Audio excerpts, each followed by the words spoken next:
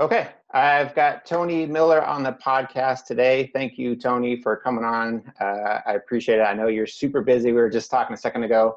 You got so many things going on, and this has been in the making for a while. So I'm just honored that you'll come on the show for a minute and share your expertise and hopefully get into your backstory and hear a little bit about you. So thanks for coming on. I appreciate it. My pleasure. All right, cool. So before we get into all that iridology talk and stuff like that, so I don't know too much about you or your background or how you got to where you are today. So maybe to kind of back it up a little bit. Where did you grow up? Was it in Australia, born and raised? Yes, I'm Australian. I grew up in a place called Sydney. Okay. And I met my husband, who's from New Zealand, about 44 years ago. That ages me significantly. Yeah. And we have 5 kids. Oh, wow. Nice. And 5 grandchildren. Yeah, you just had one not too long ago, a new addition, right? Yeah. That's right. He occupies a lot of my time. Does your family stay pretty close to you? You guys pretty tight? Well, no, we're scattered all over Australia. Are you? No, we have 3 kids who live in we actually moved to Queensland 7 years ago, and 3 of my kids live in New South Wales, which is about a 9-hour drive from here. Oh, wow. We have one son who lives close by. He's the one who's just had the new grandchild. And my daughter's just yesterday flew over to Greece for 3 months. She's a nanny, and the family that she looks after the children for are currently in Greece. So we're a little bit all over the place. But when we get together, we have great fun. Oh, I bet. Yeah. We do that once every year at least. Oh, that's nice. That's cool. Yeah, get to connect. What did your folks do growing up? Oh, my mum was a stay-at-home mum, and my dad was a carpenter. Okay. And as a kid, just a typical Australian diet for you guys, meat and potatoes kind of thing?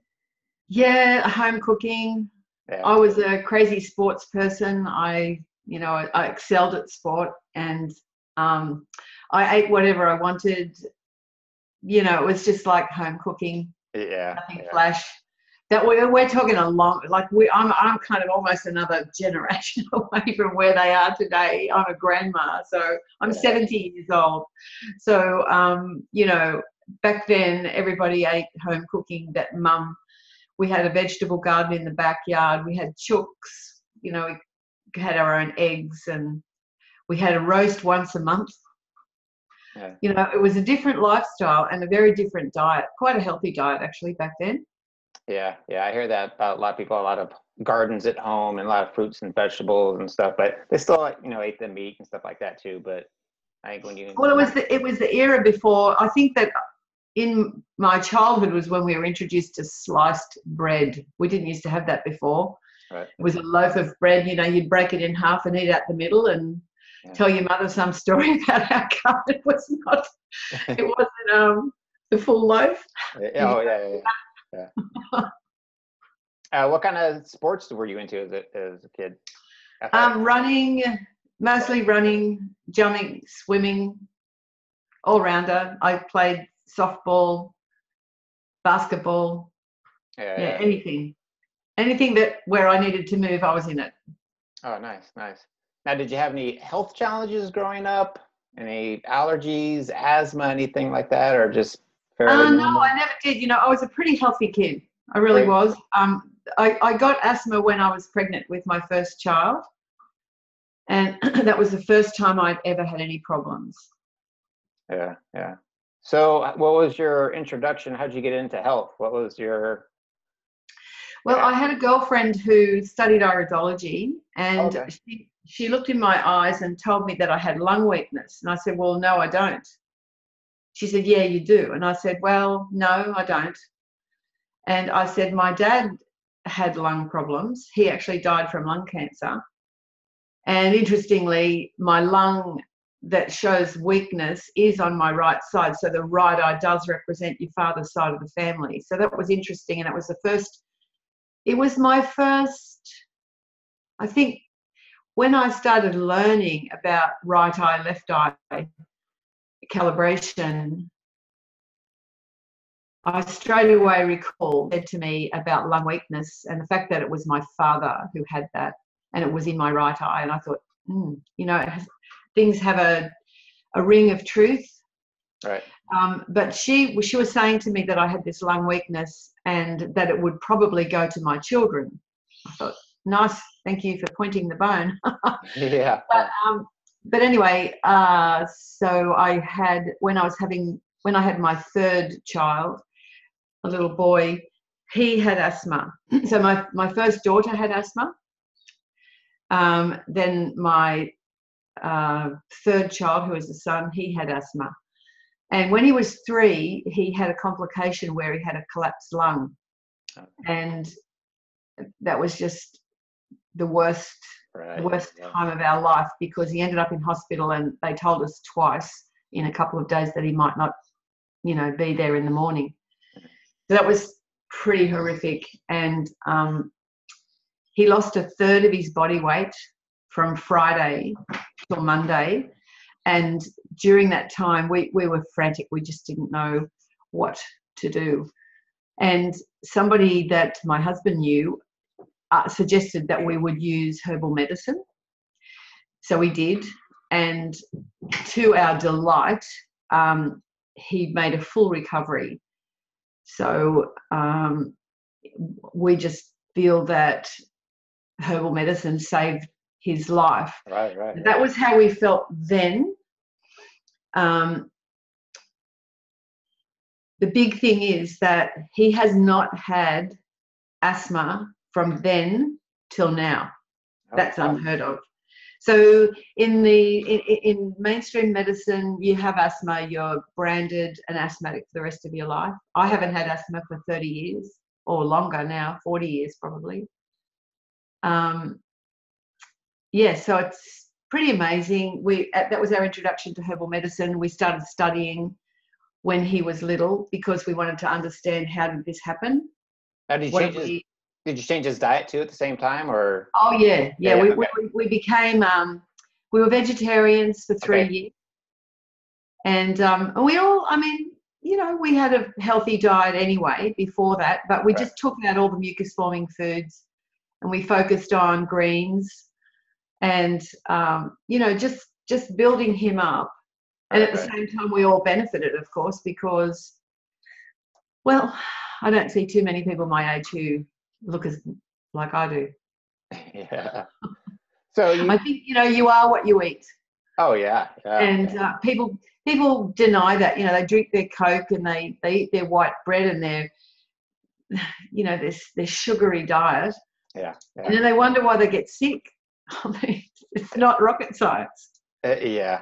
Well, you can go down the conspiracy theories and all that, the propaganda and indoctrination. I mean, yeah, but.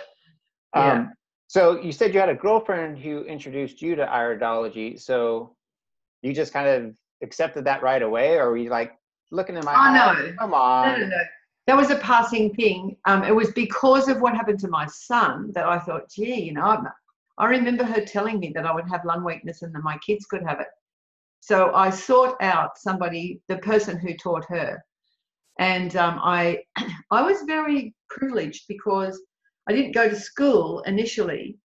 I studied with this gentleman who was a practitioner, and he used to let me come into his rooms while he was consulting. I wasn't allowed to ask questions, but I was allowed to listen with their permission, and I was also allowed to look at their eyes if they would let me. And that was a very a unique way of learning the foundation principles. But then I studied at a college with a guy called Dennis Stewart, who he was a good researcher but not really a good practitioner. And then I had the privilege of meeting Dr. Jensen and studied with him. And by that stage I was really confident in what I was learning and what I was teaching. Sorry, not teaching, but I felt like I was ready to start teaching. So that was about 3 years of practice before I started teaching. And I wrote the first course that was given diploma status by the Australian Traditional Medicine Society. So they're the largest association here in Australia for naturopaths. And so that was quite an honour. And so I started formally teaching in 1984, and I've been teaching ever since. And I think one of the differences between myself and a lot of experts is that I was a clinician that whole time. So you don't just learn iridology. Yeah. You don't just learn iridology from books and from teachers. You learn it from your patients, right, and your students if you're a teacher. I mean, I don't think everyone should teach. I think you need to know. You really need to know it. Right. And I think that takes at least 3 years of full-time practice till you can take money from somebody and say that you're a teacher. Right. You know, you've got to reach a certain criteria. There's too many people. I find it a lot in America, actually. Everybody seems to be, you know, they graduate, suddenly they're a teacher. So it worries me that people can feel that that's okay. That's really not okay. The Australian health system here is really quite stringent about who is a teacher. You get the Facebook diploma, and you're weekend course. I'm an expert. Health coach. Yeah. But when you first heard of iridology, were you kind of open-minded to that kind of thing? Because when I first heard iridology, you could read the eyes, I'm like, what is this nonsense? This is like right up here with astrology and chakras and stuff like that. Were you pretty open to the idea, or were you kind of skeptical at first, or how did that? Look, I trusted the girl that looked at me. I think it's different if you're introduced to something. Well, she hit it right on someone who you know and who you like and who you trust. That's a whole different thing than having some stranger look in your eyes. I mean, even having someone look in your eyes, that's very personal. Oh, yeah. That's very up close, you know. And so, you know, from my point of view, I had no reason not to believe her. She looked at my eyes. I didn't believe what she said. And I learned to accept that because of my history down the line. Yeah. So you eventually, you mentioned Bernard Jensen in there. I think he's probably one of the more popular practitioners that most people know of. How did you come about because you worked underneath him, right? You worked with him, right? And I taught his system here in Australia for probably till about 1997. So that's 13 years I taught Bernard Jensen the way that he taught it. Now, some people think that they know the work of Bernard Jensen, but they're not teaching the way that he taught. And that's, again, what I say is, who did you learn from and what's their background? That's important questions to ask. There are a lot of people who still teach his work, but I'm going to draw an illustration for you, Chris. I always use the example of dentistry. My first experience at a dentist, I had a dentist who used a pedal-operated drill. Right. It's pretty scary when you think about that today. Yeah. It kind of gradually winds up, you know, until it gets a certain speed and can crunch your tooth. Yeah. Those methods were very inaccurate. They often took way too much tooth. You know, and they were pretty scary, but they were state of the art at the time. Right. So that was couldn't wait to get in because it was brand new, you know. Yeah. But would you go to a dentist who you'd use that equipment today? Right. Yeah. No way. Yeah. My husband just had to have a root canal. And these days they've got equipment where they can actually put this probe into the root of your tooth, and they can tell exactly the distance that they need to go. They don't take any more tooth than you absolutely need, and they make sure they get it all out. Yeah. Now, we wouldn't have had that model today if we didn't start where my dentist started. And Jensen gave us that foundation. So I'm never going to ever knock Bernard Jensen, but we know it better now. Without him, I don't think iridology would have survived in the US, and therefore it wouldn't have survived in the English-speaking world, because his passion was just wonderful. Right, And he right. was such a generous teacher. Like, he was a beautiful, beautiful man who shared everything he knew with all of his students. Like, such a lovely man, and definitely one of my mentors. But there were things that were definitely in need of revision. Right. And in the late 90s, digital photography became available for iridology purposes. So we started to notice things like your colour is your colour. And you can't remove colour from your eye, no matter what you do. Like, we used to teach that if you did a detox program, your eye colour would change. And it's one of the biggest controversies in iridology. Yeah, I was going to ask you about that. Yeah.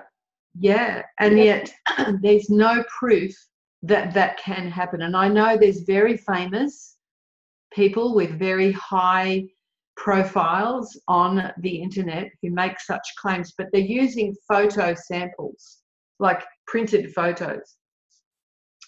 And back in 1990, I think it was 97, or it could have been 98, I was at a conference in LA, and it was organised by Harry Wolff, who was high profile at the time. And he made a challenge to the audience, and he said, eyes don't change colour. And we were going to tar and feather him, because we absolutely believe that. Yeah, like heretic. Yeah. And he said, just show us proof. Bring the proof. I'm sitting back, bring the proof. So the following year, quite a few of us that were there came back the next year with our proof. And he looked at the photos we were submitting and turned the photos over. And I didn't realise that Kodak paper was different from Agfa paper, which was different from Fuji paper. And I also didn't understand that photo labs change RGB values. They can adjust how much blue or how much green or how much shows in an image. So what I found out was that I was using different labs because I was so busy. I couldn't always get the one lab to do photos for me by the set date. So I used different labs, and different paper was used by each of these labs, unknown to me, because I was looking at the color side, right? Yeah. So I thought I was looking at color change, but in actual fact, he said to me, you get your slides printed at the same place, there won't be any difference. And that was true. That was true. So that was a huge learning curve for me, because I absolutely believed that you could do a detox and change the color of your eyes. Right. But I'm a reasonable person, and I want to know the truth. If it's true, I want to know that. And I don't want to teach something that I don't believe is true. Right. So 2 years later, my whole curriculum changed. And I had to sort of figure out, how am I going to do this and not upset my mentor? Right. And so I was with Bernard Jensen not long before he died. And I said to him, I see markings in people's right eyes in the heart region, like the lateral side. I see lacuna, and there are heart problems in the family. Like, do you believe that the heart is in the right eye as well as the left? And he said, yes, I do. I believe that. But he said, I'm old. He was 93. I'm old, and it's too late for me to change my chart, and I can't rewrite my book. And he said, I have to leave it for people like you, Toni, to move this thing forward. So a lot of people who really love his teachings did not know the man and did not hear it from his own mouth, that he understood things like, for instance, he also came to realize that lymphatic rosary, the lymphatic tophi, which are the little white spots that people sometimes have around the outside of their eyes. You don't get those because you have a high mucus diet. They're genetic. You're either born with them or you're not. Now, I had the privilege of knowing him and hearing him say those things from his own mouth. So it wasn't that he wasn't aware of them. It was just that he was old and it was his time for rest, you know? Right. Yeah.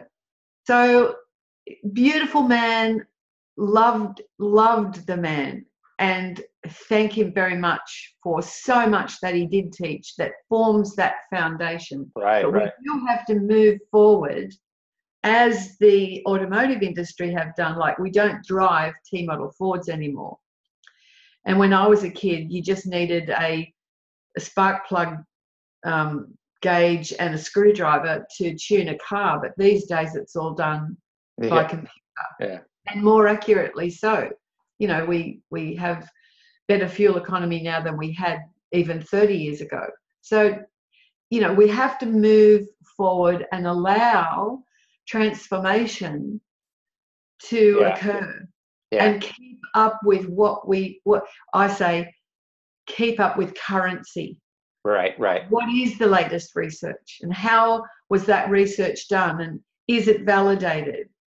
And, you know, be on trend. Yeah. Well, we kind of talked about this. Truthful. Yeah. We kind of talked about this yesterday too, just in text, but because, you know, I'm a follower of Dr. Morse and I love that guy. He's doing some amazing things with detoxification. And he has an iridology course, and you brought it up. And the more I think about it, the more it makes sense that his course is kind of antiquated. It's a little outdated, you know, not to throw anybody under the bus. Again, I love Dr. Morse, but yeah, he needs to upgrade his understanding of iridology. Well, Dr. Morse has got an amazing following, and he definitely does some wonderful work with detoxification. But when I've listened to Dr. Morse, I feel like I'm listening to Bernard Jensen. And Bernard Jensen's book was written in 1984. So that's 34 years ago. Yeah. So like it's outdated. It's old. Yeah.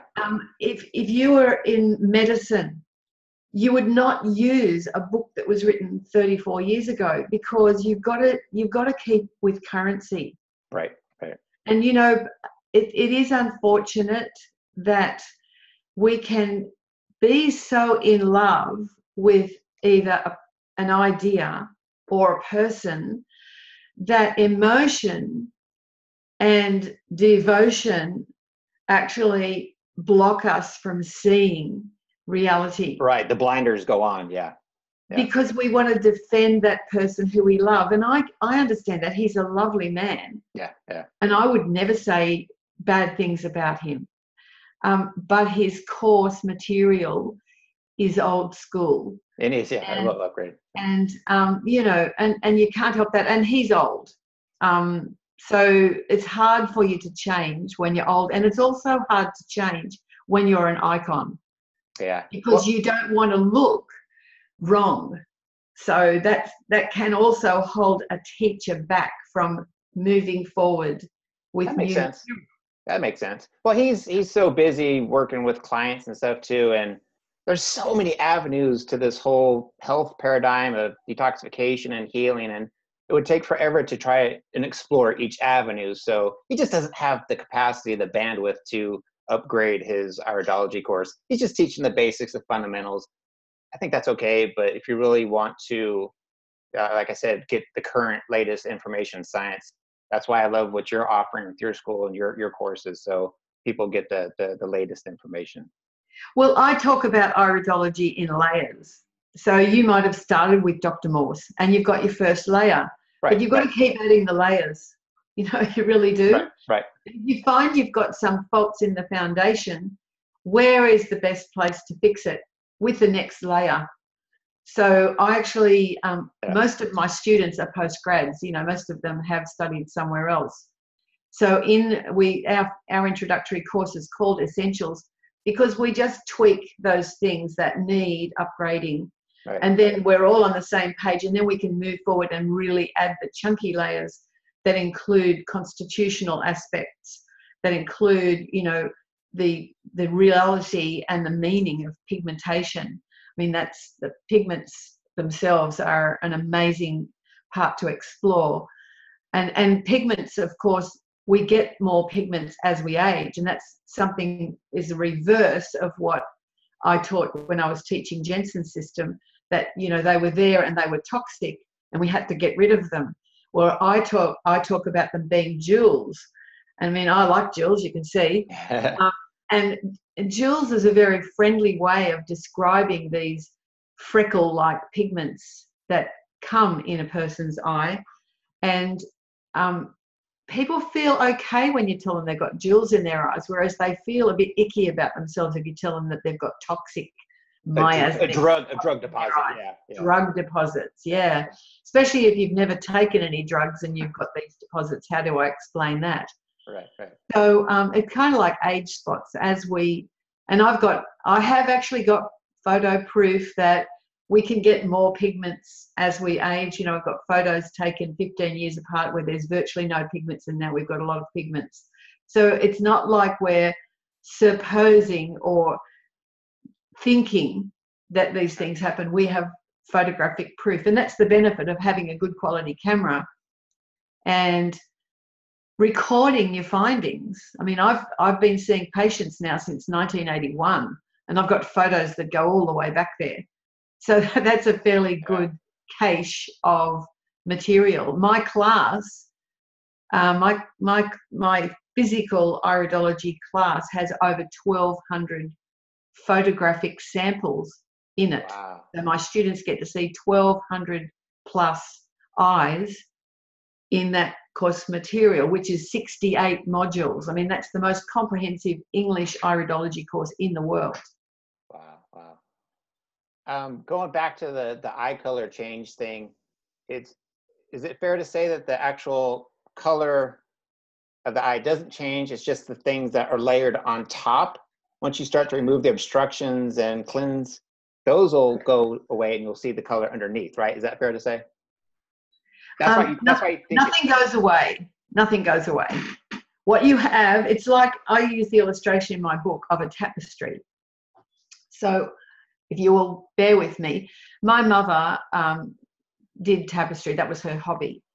And she was doing a tapestry with a white background and a rose on it. And she had 4 rows of white as background to complete the tapestry. And she gave me this little black thing. And she said, go into the store and buy me another skein of this color. And I lost the black thing. So I went into the store and I got a white and paid for it and took it home.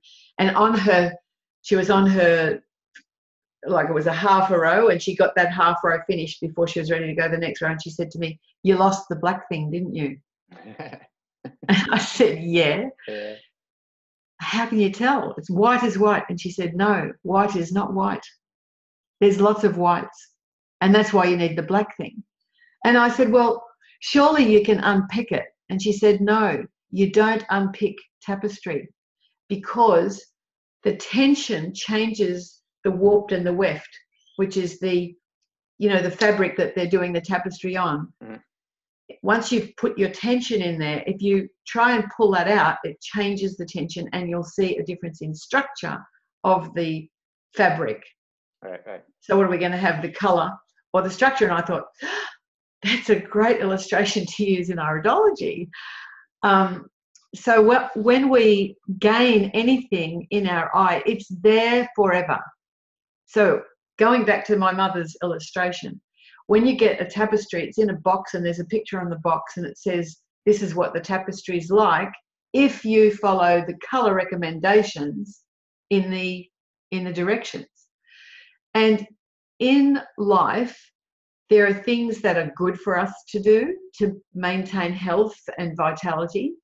And there are things that are really not good for us to do, like smoking, like eating badly, like not exercising. But we make our choices and we lay our colours down, but they stay there. That's the end of it. So we need to choose what's good for us as individual human beings and own it. So some of us smoke, you know, and then we think, how did I get lung cancer? How did that happen to me? Well, hello, what did you do? Right. You know, so there are things that are changeable and there are things that are not. And lifestyle choices, diet, and those sorts of things, these are choices we get to make and we have to own them. But you cannot get rid of pigment once it is there, unless there is an interesting there is a way that you can do it through laser treatment. Oh yeah, there you go. And in my book, I actually have one of my students had this done. So she went from a mixed brown eye to get rid of all the brown pigment, and it's actually in chapter 23 of the book. I think I've got it here. So she went to the expense because she hated having brown eyes, and so there's her picture. Oh yeah. The top one is before, and the bottom one is after. And she didn't get rid of quite all of her pigment, but her eyes are a lot bluer. Wow. Than before she had the procedure done. Wow. Now, I'm still in contact with her because she went back to get that last bit of pigment from her eyes with the laser. But and I've got the photos of what happened since then. The pigment is coming back. Oh, really? Even though she had it lasered out, and her doctor said to her, you must not go out in the sun without sunglasses. You must always wear a hat when you're outside. You must not use certain types of mascara because there are some mascaras you can get that thicken your eyelashes naturally. They will bring that colour back faster. So she said, the colour's going to come back. He said, well, you've got to take great care to make sure you don't allow yourself to be exposed to anything that will bring that colour back. So, your eyes know what colour they are and they know the colours that you've had. So let's just own it. The little freckle-like pigmentations that we see, let's just call them jewels and be proud we've got some if we have them. Yeah. And they mean more than toxicity. That's just an old notion. There's lots of, some of these pigments are transgenerational. They indicate issues from the family tree. Right. Not things we did ourselves, but things that, we inherit our structure. Did you know that? Like epigenetics kind of stuff? Yeah. So lacuna, for example, if we have lacuna in our eyes, I mentioned that I've got a lacuna in the lung region in my right eye. The way I see that is that I'm related to someone who had lung problems.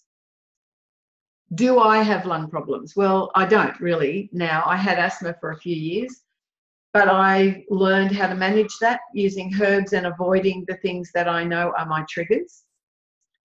And so I made choices that support that area rather than encumber that area. Like if I chose to be a smoker with that sign in my eye, I could certainly get a problem there, but I choose not to do that.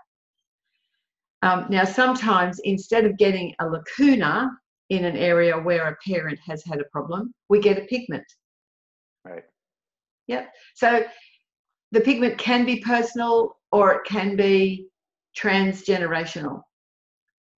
Right. And these are the things that I teach my students how to understand and navigate. Yeah. So why don't we get into, we're talking about lacunas, why don't we get into some of the things that people will see when they look at an eye, and so they have an idea of kind of what we're talking about? Sure. So once you pull up that photo you had of the lacuna, and we'll show people what we're talking about. Now, lacunas are permanent, right? They do not disappear, correct? Correct. Okay. Yeah. Can you see my screen? Yeah, I got it. Okay. All right, so these are lacuna. They are openings in the fibers and they suggest areas of genetic weakness. So if we think of a pair let's think about a pair of jeans that is like your favorite pair of jeans that you've had for 10 years. There'll be wear and tear on the knee part, right? Right. And so that area is not as strong. It'll eventually come through. That area is not as strong as the areas where the calf muscle is. So these areas are not as, they don't have as much vibrance as areas that are more densely represented. So, right. But there is a main thing. Now, if I look at this eye, it's mostly made up of lacuna. And that reduces the individual significance of these lacuna, because there is a principle of less is more. So when you have only one lacuna, say, let me just find one. So less lacunas, the more significant that lacuna would be. The more of an impact it's going to have on your health, right? Yeah. So I mean, I didn't know that I would be doing this for you, so just bear with me. Oh, that's right. That's right. I'm just going to look at. That's another misconception that I see a lot of people say is like, we can change your eye color and lacunas, you can fix those and they'll disappear. Yeah. Oh, no, they won't. You'll never get rid of. That's like saying that you can change the position of your eyes on your face. You know, like seriously, this is genetic. The structure of the eye is so reliable that it's used at airports for bioidentification. Right. You know, like biometrics is the people that are watching this, if you go onto Google and look at iris biometrics fingerprint, and you'll come to a study that was done where they looked at the accuracy rates of bioidentification using fingerprints, and they found an error margin of about, I think it was 2 or 3% using fingerprints. But the margin of error looking at the iris was 1 in 1.2 million. Wow. That's how stable the eye structure is. Extremely, extremely stable. So you cannot get rid of lacuna, and you can't, you don't get them either. So if you break your leg, you don't get a lacuna because you broke your leg. Right. But if you have a lacuna in the, say, the femur region, and enough pressure is applied, your leg will break on the femur, not the ulna. Right. You know, like it. So yeah, the structure is very, very stable. Okay. What about a collarette? Can you pull that up so people get an idea of what? Yeah, I can. Hang on, I'll just go back here. It's easier. Now, can the collarette change as people clean up their bowels or digestion? Because you have a jagged collarette and you have some that are very. Yep. Well, you know, there's a number of collarette types. So we do a whole section on the collarette, and this is an ideal collarette. Right. So it's about 1/3 of the distance from the pupil border to the limbus, and it should be a fairly smooth shape and an even texture. So that's a fairly balanced collarette. So this is also balanced in position, as this is. But then you can get a constricted collarette. Oh yeah. Now I've got photos of my grandkids since they were 4 months old, and then again when they're. Yeah, let me get those eyes. Let me get pictures of those. Well, eyes. I can't show you those on this computer. If I would have known I was going to be asked that question, I would have done that for you. But I've been tracking my grandkids for years, and actually, maybe I can show you that. Does your family get sick of that? You're always looking in their eyes like, Mom. No, they want me to do it. They want me. Like, Mom, come on. I have to find. No, I'm on the wrong computer. I'm so sorry, but we can do that in another one. You know, we can do that maybe on another time. That's right. Yeah, I just want to give people kind of an idea of what we're talking about so they can kind of see. Well, here we are. Here's my granddaughter's eye. This is my granddaughter. She has perfect eyes. Yeah. So when I say perfect, there's no such thing. Every eye is perfect. But the constitution. But she has 0 markings and she has 0 structural signs. And this is when she's 4 months old. But by the time she was 18 months old, we could see that she also had, some radii solaris, and she also, you can just see a contraction furrow there, or a nerve ring there. Right. But see how there's 2 lights here? Mm-hmm. This is called frontal lighting. So that gives you perfect color. The camera that I use is an iridology camera. It's not one of those cheap Chinese things that was invented to take photos of skin. This is actually a camera that will take frontal lighting photos to give me perfect color, and I can turn one light off, which then gives me side lighting, and side lighting increases structural detail. Right? Is that the iPix camera? Yes. Okay. Yeah. Yeah. So when she was 18 months old, we could see that these are really quite well developed. So the structure, we look at the structure, we say the structure is fairly set at the age of 2. So what is that? What am I really saying? Well, it actually takes a little while for us to see the full detail in the eyes structurally. However, saying that means if this child has lacuna, they are there at 4. They're there at birth. Or you can't see them at birth. I mean, I'm watching my new grandson. He's 4 months old, and his eyes are not blue. His eyes are going to be mixed color. But at this stage, I can't see any structural details yet. But I don't want to use my light on his eyes because it might damage his developing eye. And my camera can be used on babies from 4 months old, but not prior to that. So I'll probably take his eye photos in the next few weeks. If a child is born with lacuna, that they're visible at the start. It's just that my granddaughter Grace has no lacuna. Yeah, but I have 2 other grandkids who have lacuna. Actually, her sister has no lacuna. So I've got 2 with no lacuna, 2 with lacuna, and I've got my new one. Well, we don't know what we've got there until we have a look. Yeah, I've checked my family too. I've gotten up in their face, and no lacunas, but definitely they got the furrows and the nerve rings. We all have it. It's pretty prominent in our family. So yeah, and that doesn't mean necessarily that they're you know, you got to be problems. Yeah. Contraction furrows were taught in the Jensen system of meaning that, you're hyper nervous.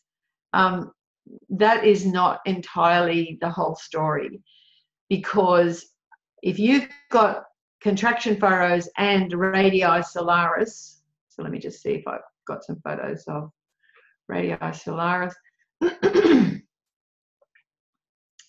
So these are radii solaris. So if you've got those and contraction furrows, which are these little, so here we have radii solaris and contraction furrows. We call this an anxiety Titanic constitution. Now you hear the word anxiety, and tetany is, stricture. Right. I refer to the anxiety Titanic as an AT, because to me it means all terrain. People who have this structure there's a personality type that goes with these people when they are in balance. So for one thing, they have many projects on the go at once, often don't finish all of them, but Right. They are got to be, got to go, got to do. That's me. And they're spontaneous, and they think of new ways of doing things. And it's not for money; it's because they can. They tend to love what they're into and go for it with gusto. And I'm in without thinking of the consequences. I mean, you know, there's a personality type that goes with this type. So it's not about a shriveling violet who's nervy and can't do anything. I mean, really, it's kind of a bad idea that we think that contraction furrows mean nervousness. Right. Really what it means is nervous energy, and there's a bit of a difference there. Right. So it's like excitement. Gotta do it. Can't wait to get into it. Like, you know what I mean? I attract them. Yeah. And I almost willed my granddaughter, whose eyes I just showed you before, I almost willed her to be an AT because they're my favorite personality type to work with. Yeah. And, you know, I have a lot of experience in this area with constitutions. It's my favorite and most revealing part of iridology, because the constitution tells us where you came from. If we were using the analogy of a car, if you will, Bill Caradonna, who started what is now known as IPA, used the analogy of a car. He said, the iris will show you what kind of car you're in, what kind of mileage you're going to get, what kind of trip you're going to have, and the likely destination. So, Yeah. And to add to that layer, it also tells you how you act and interact as you interface with your world, and who you are attracted to in relationships, and what kind of career would suit you best. So the constitution is very revealing, very, very revealing. And I love constitutional iridology. It's my favorite physical part. So, okay, I want to ask you this question. So after somebody gets an iris analysis, gets a reading, and so I know you don't work with clients anymore, but when you did at the time, so what's the protocol then? You send them to go see a naturopath, a holistic practitioner? Like, what are the steps that you would do after that to start to course correct some of the issues that you see? Well, let's just pretend that I am still seeing clients, and if this person comes to me, I'm going to tell them what they need to do to be the best version of them possible. That's my job as an iridologist. So if they have a health condition, I'm a medical herbalist, so I'm going to give them a designer herbal formulation that is right for them, and I'm going to monitor their progress while they become well. But I'm also going to teach them about themselves and what they need to do to be the best version of themselves for as long as possible. Right. So just a lifestyle upgrade, monitoring, getting exercise, nutrition is obviously a big role. Yeah. Maybe lose some weight, maybe get some more muscle tone, maybe get out of a toxic relationship. I have done that in the past. Yeah. I know one of your... It's a holistic approach. Yeah. What do you always end your quotes with the word love. Love's always in there. That's a big component to self-love. It's a big part of, healing. Yeah. Absolutely. And then how long do you usually wait before you do a follow-up visit with someone to get another photo to see what's going on? 6 months, a year? No, with my clients, I photograph them every time they come. So I see them, look, my understanding as a herbalist is that people don't get better in a week.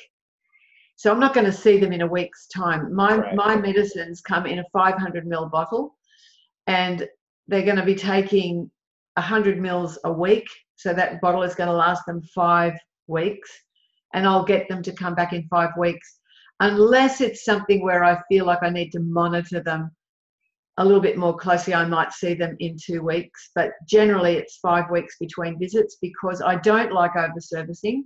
And actually, I was way too busy to see people more frequently than that. Right. So, that'd have to be really a special case for me to see them earlier.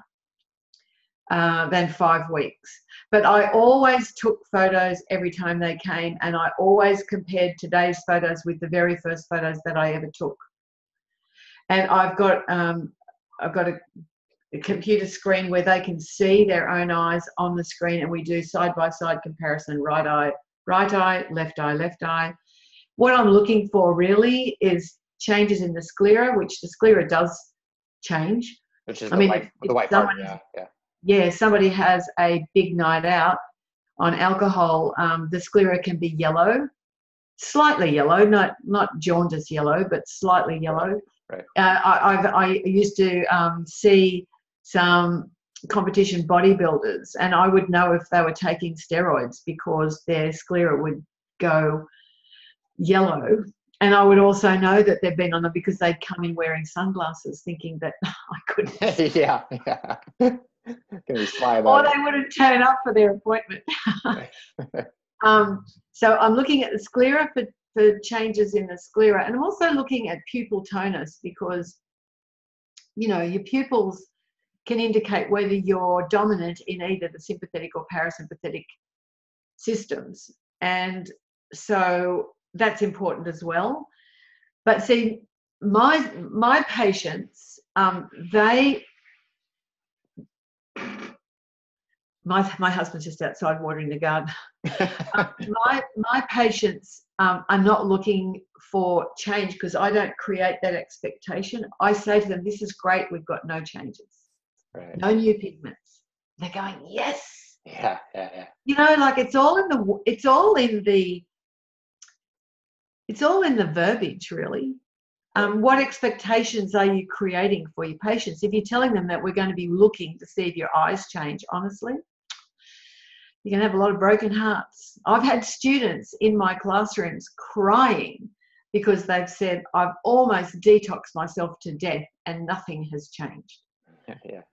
And when I say to them, well, you mean your eye hasn't changed? Yes. But something's changed because obviously you've benefited from doing a detox. Right. But your eye is never going to change because that's genetic. You know, these colours that you have in your eyes have been gifted to you by your parents, grandparents, and great-grandparents. And it's part of your story, who you are.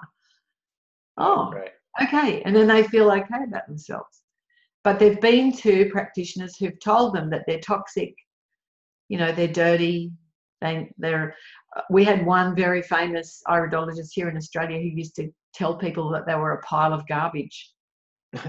Nice. See, I could never speak to a human being like that. Like I actually saw one of his patients who came to me. She was trying to fall pregnant, and that was the area that I specialised in. And she told me that he said, your uterus is a pile of garbage. How would you expect to conceive a child in there? Wow. Oh, and I mean, I had to spend some time, you know, talking her through this. He'd drawn a mental picture, if you will, that made her feel like she would never, ever be able to fall pregnant. And if she fell pregnant, maybe there would be something wrong with the baby because it's being, you know, conceived in a pile of garbage. I mean, horrible, horrible words that, in my opinion, it's an honour to look in someone's eyes because I'm looking at almost their DNA code. Right. And what a privilege to actually look at someone at that close level. Right. Yeah, that's the window of the soul right there. Yeah, and we've got to be kind. Yeah, you said it before. I don't know if you said it before we started, but yeah, if you could have all this knowledge and information about iridology, but some people aren't meant to be hands-on practitioners because they just don't have the people skills and don't have the etiquette. So, and this is something that you need to learn. And I teach my students the etiquette. I teach them the language to use. Right. I teach them to be kind. Pretend this is your mother. Right. Or your father that you're looking at, or your grandmother or your grandfather. How would you talk to them? Right. Mm. You could drop that screen now if you want. Okay. So I wanted to ask you, does the Australian medical establishment look as iridology as pseudoscience? Is it accepted? Is it part of medical assessment with them, or is it still, because here in the States, it's, like I said before, it's like up there with astrology and it's not well accepted. It's still kind of taboo kind of stuff. So how in Australia, how do they embrace it there? It's the same. Yeah. It's the same. But part of that is because we've got these schools that insist on teaching old material. They've never, I mean, you know what? I've actually offered my material to some of the colleges here in Australia, but they won't pay for new material. Now that's disgusting because they charge their students for, and they're teaching them stuff they've got to then unlearn because it's not current and it's not true. Right. So, you know, and I've always said to the students that are in that situation, you need to complain. It's not like you haven't paid good money for this. So what's happening now is a lot of the colleges are dropping iridology. They're throwing the baby out with the bathwater. Right. Which is good for me because my stuff's online and people still want to learn it. Right. So they're gonna pay me, but at least they'll be learning the truth. And they'll be learning to be a skilled practitioner. That's another thing. You know, I know it's the same in the States. In most, I shouldn't say this is a blanket thing because there are some very good colleges here in Australia as well. And a lot of them use my book as the reference. But I'm talking about quite a few schools have gone out of business, and little wonder, because if you don't keep currency, you know, word gets around. Students talk to one another. Right. But you need to ensure that you've got a good teacher. I mean, a lot of colleges pay peanuts for their teachers, so they get monkeys. You know, like if you don't invest in good teachers, how are you going to produce good graduates? If you've got teachers who can't answer the questions, you know, it's not rocket science. I mean, if they're using my textbook as the basis for their curriculum, has the teacher studied with me? There's a lot of great graduates out there that I'd be happy to recommend as teachers. A lot of my graduates have accepted teaching positions, but that's just common sense. It's like if you open a coffee shop, you need a barista. It's not good enough to have all the equipment but not know how to use it. Right. Makes sense. I got a couple questions I want to ask you just from my own curiosity, and these are probably dumb questions, but I'm going to ask anyways. If somebody is blind, does that affect their analysis? Does it change? Depends on what kind of blindness. If you're, some people are blind because they have no iris. There's a condition called aniridia. It means that they actually don't have an iris. So if there's a textural problem, no, you can't, and you shouldn't use. And I've got photos of eyes like that.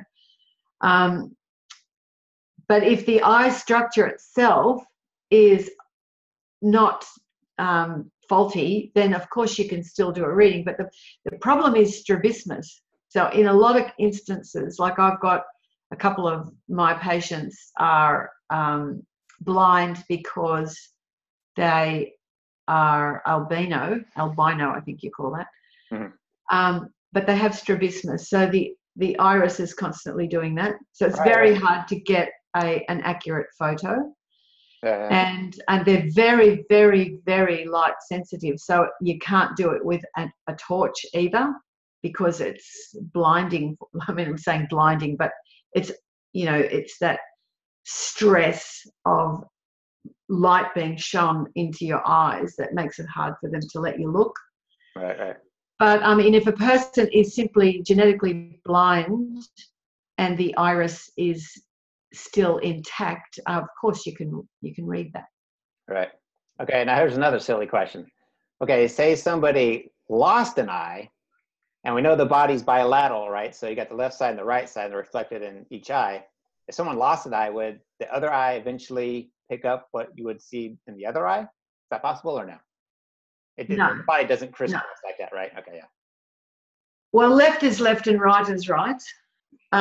There's a thing called the optic chiasm, which is, let me just see if I've got that here.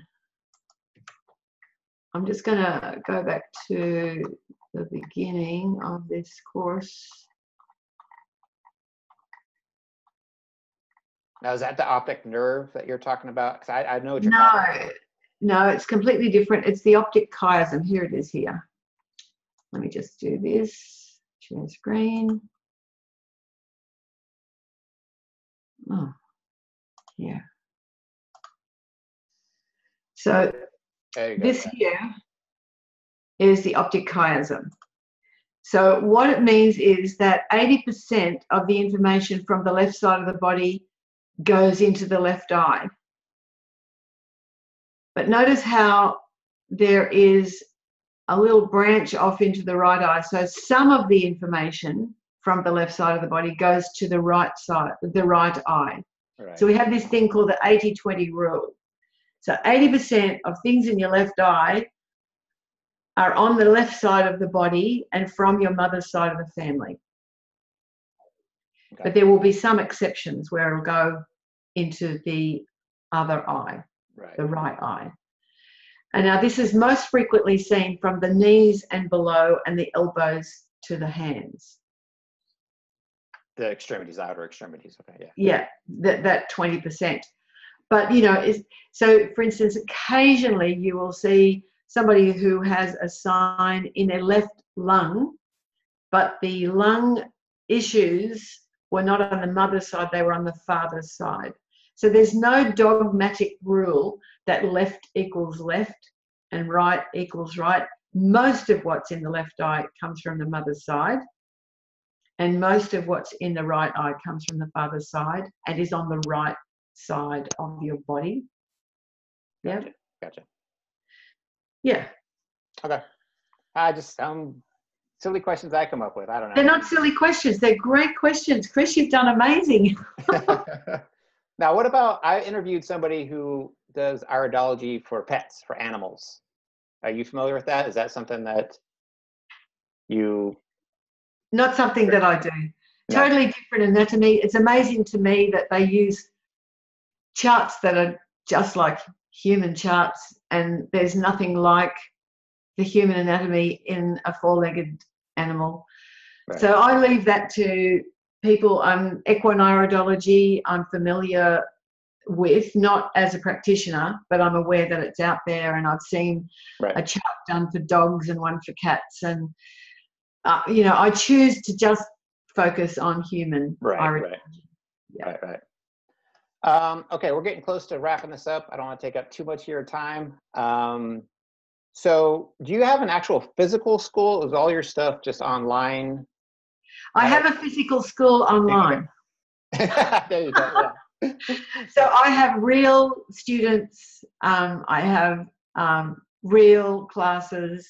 My classes carry CPE points, continuing practitioner education. I have a very, very large presence here in Australia. Yeah, that's the first manual. Yep. Each of my courses comes with a workbook, so that the students get to see what I'm presenting, hear what I'm saying, and read some of the referencing that comes from the textbook, that's the best way for human beings to learn. Some of us learn auditorially, some of us learn visually, and some of us are kinesthetic learners. So in my experience, when I employ all three types of learning, I'm giving you something that you will own, because you, regardless of which method of learning suits you best, I've catered for that. Right. So that means that you're going to retain a lot of what you learn as if it were your own material. Right. Yeah, I like your course, the Essentials course that I did, because it comes with the videos too. not just a it's like being in the classroom with me. And as you know, Chris, like if there's something that you can't understand, or if there's a question in the assignment that you are stuck on, the portal that you get as a student enables you to send an email through, and I will answer that within 48 hours usually, unless it's on the weekend. Yeah. So you know what I mean? Like it's just like being in class. A community, yeah. Yeah, totally. Yeah. And we have the Integrated Iridology discussion group. And I think last time I checked, there's over 1,500 people in there. They're not all my students. There's all levels of iridology in that group, but some very, very good material is in there. Right. So what's the highest level of achievement that people can go through? We start off with the essentials, and then how many more courses are there? How long does it usually take for somebody if they're interested? Well, it's not a matter of how long it takes, because I guess you go at your own pace, yeah. You do get to go at your own pace, but I'm just going to give you, I've got a little chart here. So in total, we start with essentials, then we do constitutions. That's a very big course. That's we've got 22 modules in constitutions. Then we have the collarette, then the pupil and its border, the sclera, pigmentation in depth, transversals, and lacuna morphology. So that's looking at potential pathology signs in the iris. And in all, there's 1,599 slides. There's 1,250 images of eyes and the sclera. There's 302 graphics. And there's a total of 68 modules. Wow. It is the most comprehensive English iridology course in the world. I don't know of anybody else that has anything like that available. Wow. Yeah, that's awesome. And at the end of each subject, you get certificates.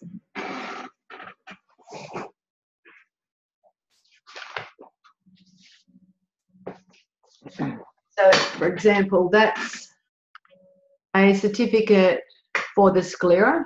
Right. See that? Well, there's a certificate for each.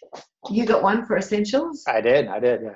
And so for each subject, you get a certificate. And at the end of that, you can get a certificate of advanced physical iridology. That's if you just do the physical iridology with me, which is what I just said the statistics for.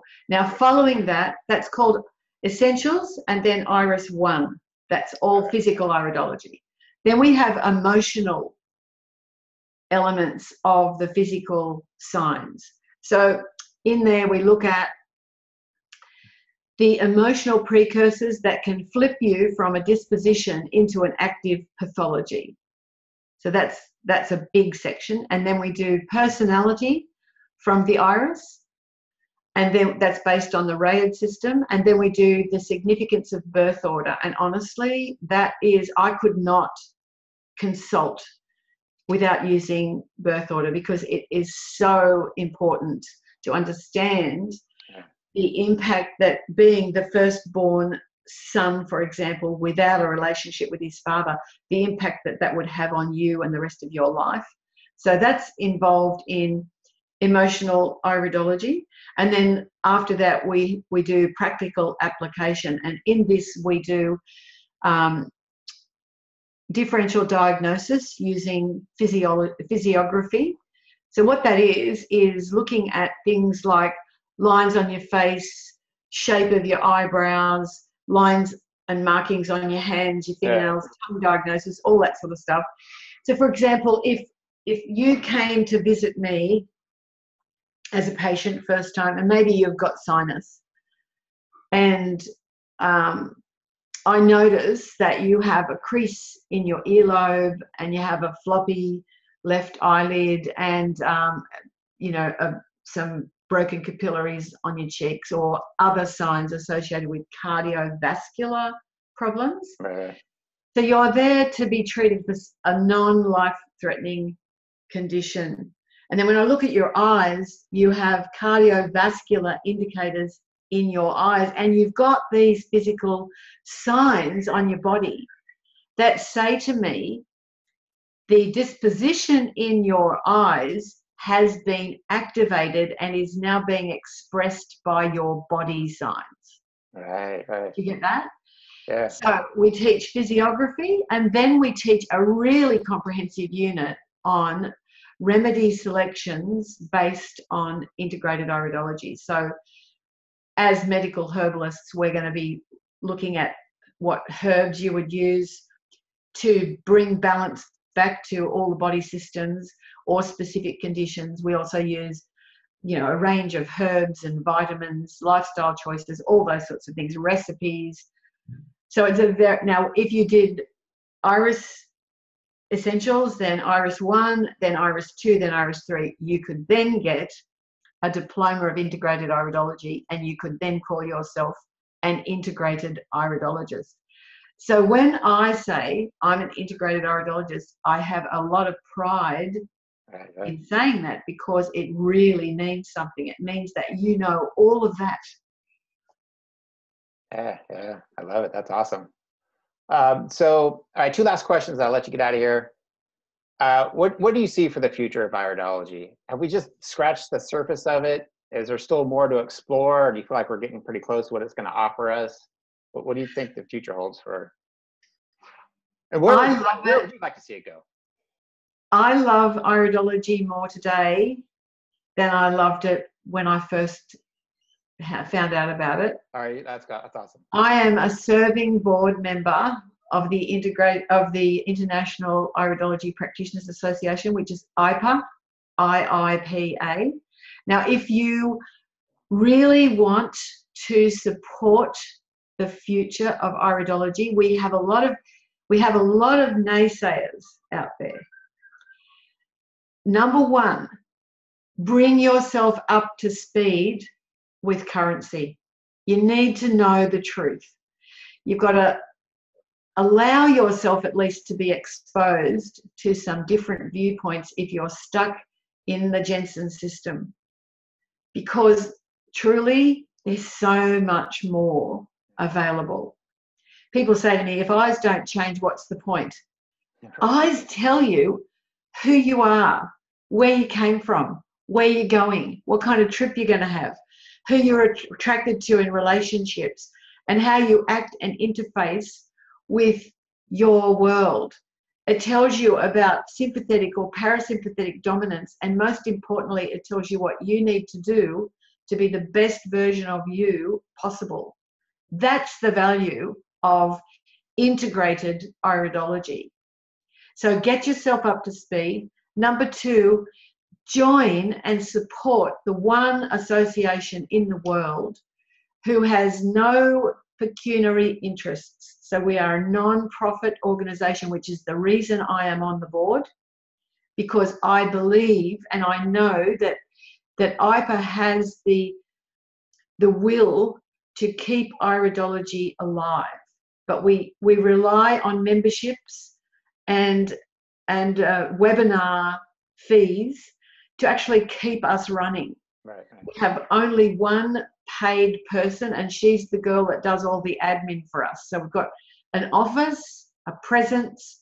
We provide fabulous, stimulating educational opportunities through webinars, and we have a summit coming up in September this year with some of the best speakers and topics you're ever going to hear.